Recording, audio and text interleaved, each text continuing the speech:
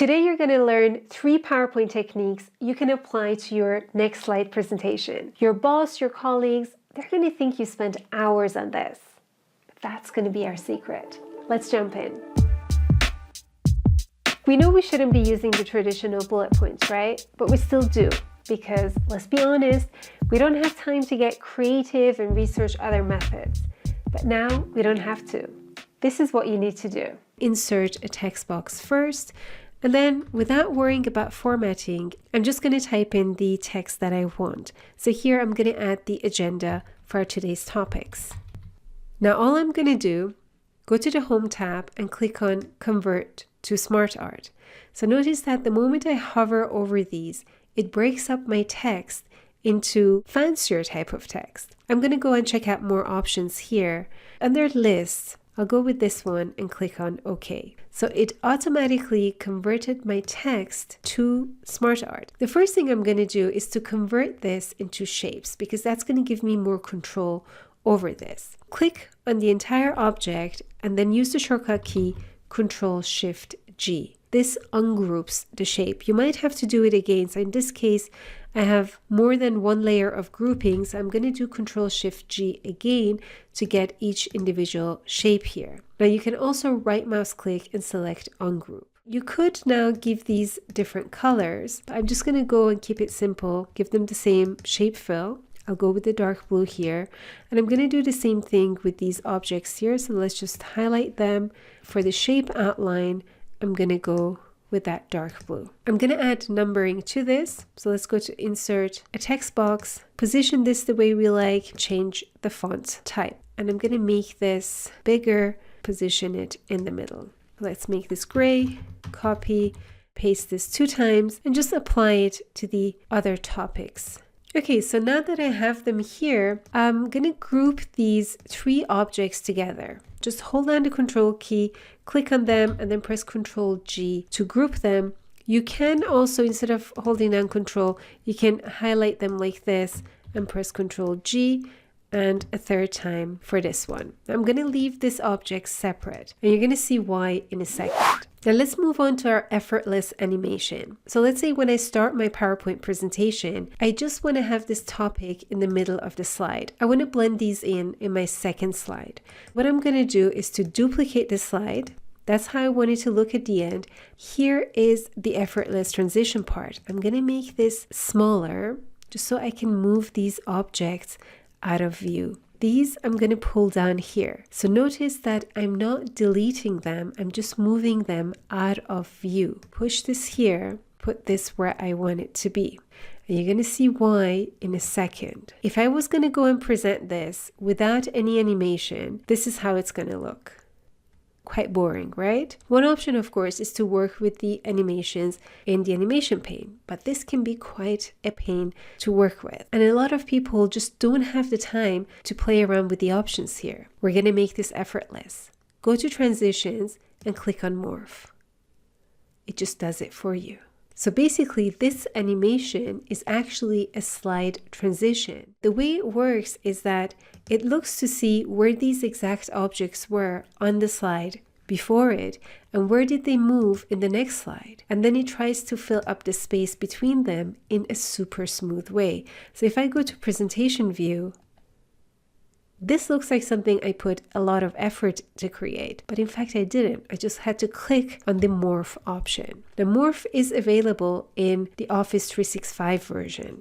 What I'm going to do is to duplicate the slide, move this out of view. I'm also going to move these out of view. So basically the way that Morph works is that the object that has to travel the furthest is going to leave the slide first. So let's say I want to talk about enhanced morph. So I'm going to bring this here, put this out of view. Because I duplicated this slide, I also brought the morph transition with it. If I go to presentation view, this is how it looks. Really nice without me having to do anything except rearranging the objects here. One point to note is the duration of this. So if you feel that it's too slow, you want it faster, you can change the speed from here. You also have some more effect options. So in this case, I'm just working with objects, so the default option is fine.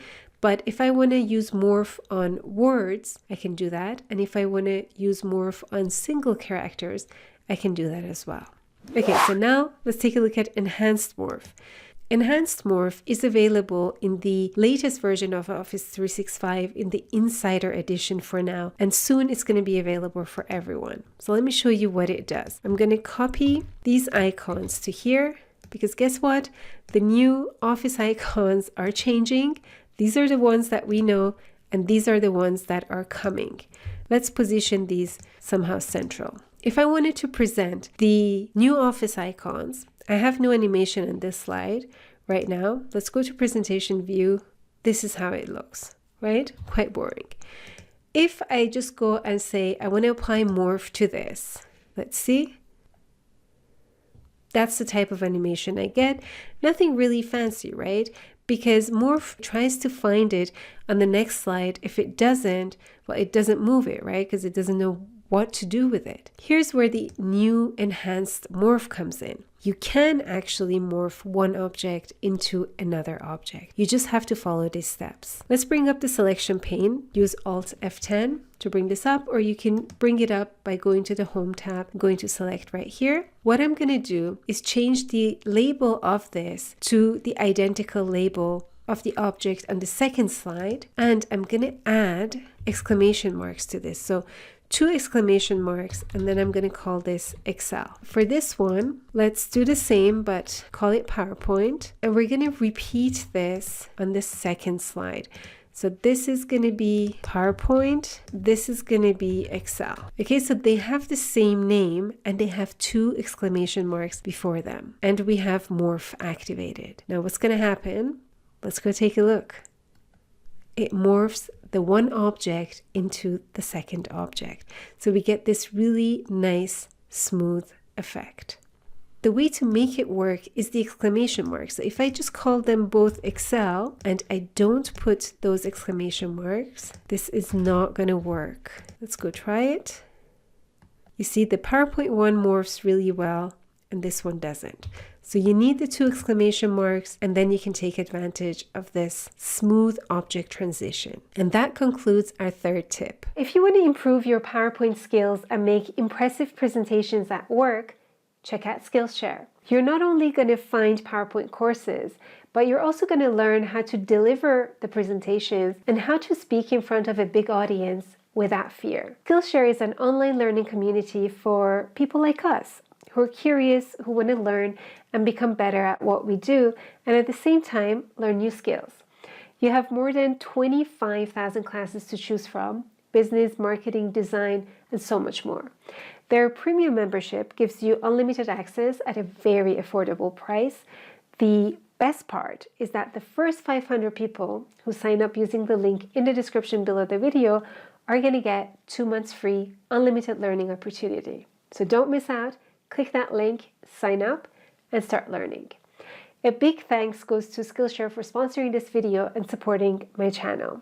If you like this video, give it a thumbs up, and if you want to keep improving your skills, consider subscribing to this channel.